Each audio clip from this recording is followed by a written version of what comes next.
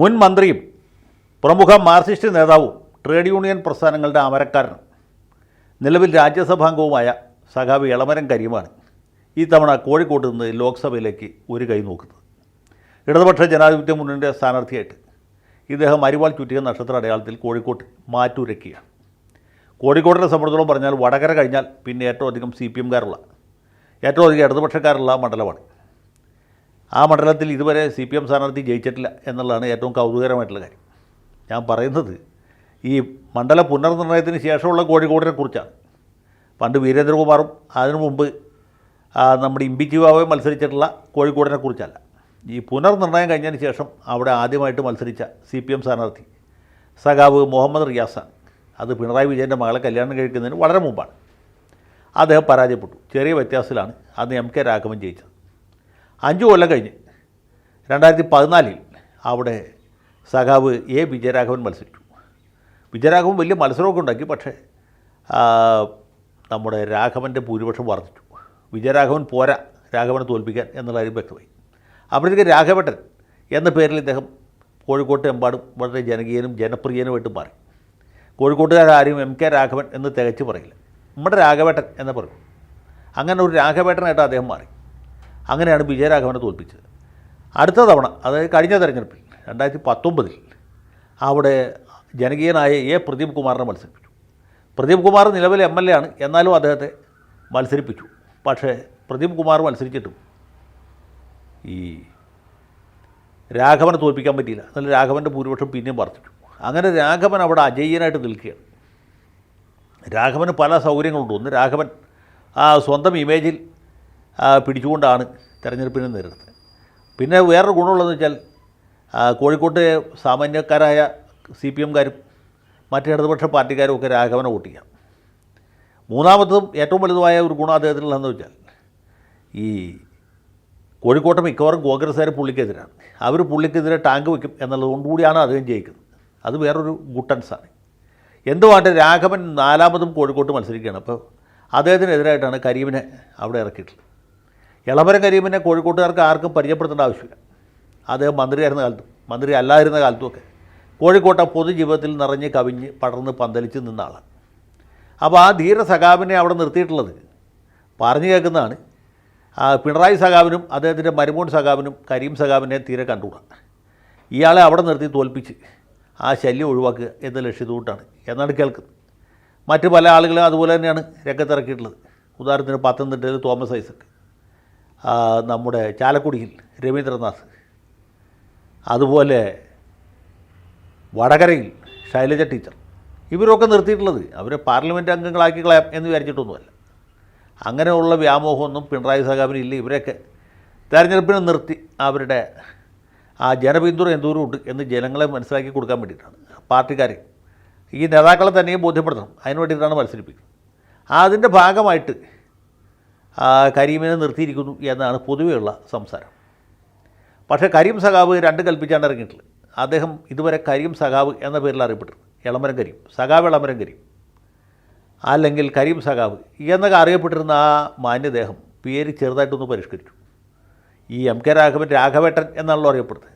ഇദ്ദേഹം എളമരം കരീം എന്ന പേര് ചെറുതായി ഭേദഗതി ചെയ്ത് കരീം ക എന്നാക്കി മാറ്റിയിരിക്കുകയാണ്. കഴിഞ്ഞ ദിവസം കോഴിക്കോട്ട് കേസിന് പോയപ്പോഴും ഞാൻ ശ്രദ്ധിച്ചു. അവിടെ എമ്പാടും പ്രത്യക്ഷപ്പെട്ടിട്ടുള്ള പോസ്റ്ററുകൾ കരീം ക എന്ന് പറഞ്ഞിട്ടാണ്.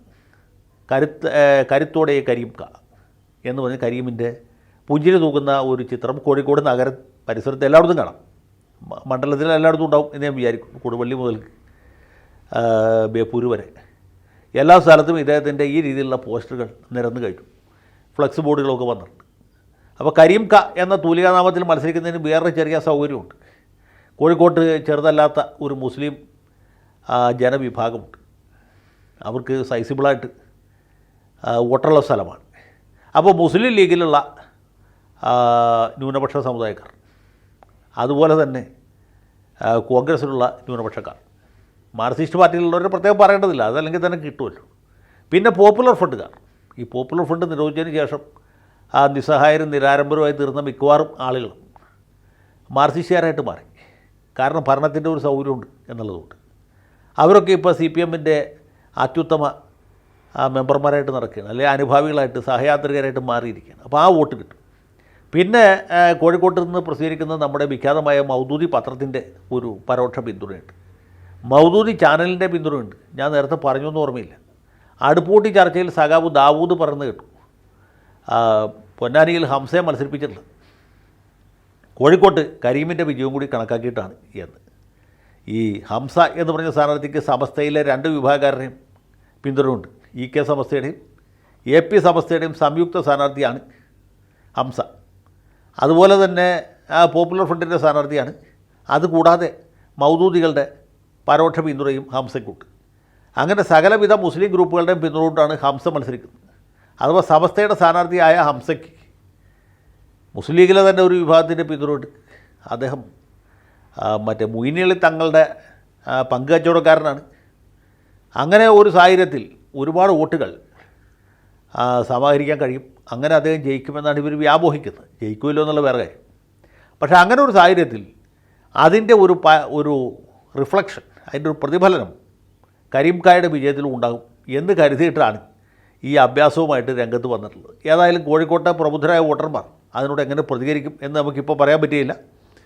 ഇത് നല്ല ഒരു മാതൃകയാണെന്നാണ് എനിക്ക് പറയാനുള്ളത്. ഇനിയിപ്പോൾ നമ്മുടെ ആരിഫ് ക എന്ന പേരിൽ പോസ്റ്റ് അടിക്കണം. സഖാവ് ഡബിളെ റഹീം, അദ്ദേഹം ഇപ്പോൾ രാജ്യസഭാംഗമാണ്. ഇനി വർക്കലയിൽ തന്നെ ഒരിക്കൽ കൂടി മത്സരിക്കുകയാണെങ്കിൽ അദ്ദേഹത്തിന് റഹീം ക എന്ന പേരിൽ പോസ്റ്റ് അടിക്കാം. എന്തിന്? മുഹമ്മദ് റിയാസിന് വീണ്ടും നിയമസഭയിലേക്ക് മത്സരിക്കുമ്പോൾ, ബേപ്പൂർ മത്സരിക്കുമ്പോൾ റിയാസ് ക എന്ന് പറഞ്ഞ് അടിക്കാം.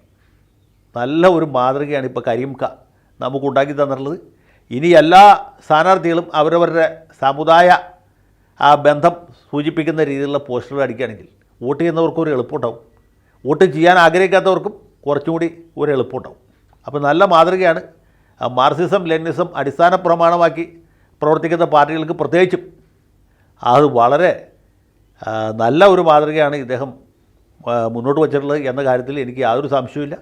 ഇദ്ദേഹത്തിൻ്റെ ഈ പ്രചരണ പരിപാടികൾക്ക് ചുക്കാൻ പിടിക്കുന്ന ഭാവനാശൈലികൾ ആരൊക്കെയാണെന്ന് അറിയില്ല. അവരെ പേർത്തും അഭിനന്ദിക്കുന്നു. ഇതുപോലുള്ള പുതിയ മാതൃകകൾ കാണാൻ നമ്മളെല്ലാവരും വളരെ താല്പര്യപൂർവ്വം കാത്തിരിക്കുന്നു. കരീം കാക്കി വിജയാശംസകൾ നേരുന്നു. ഇത്തവണ കോഴിക്കോട് നമ്മൾ തിരിച്ചു പിടിക്കും. നമ്മുടെ ചെങ്കൊടി മിഠായി തെരുവിൽ പാറിപ്പറക്കും. ലാൽ സലാം.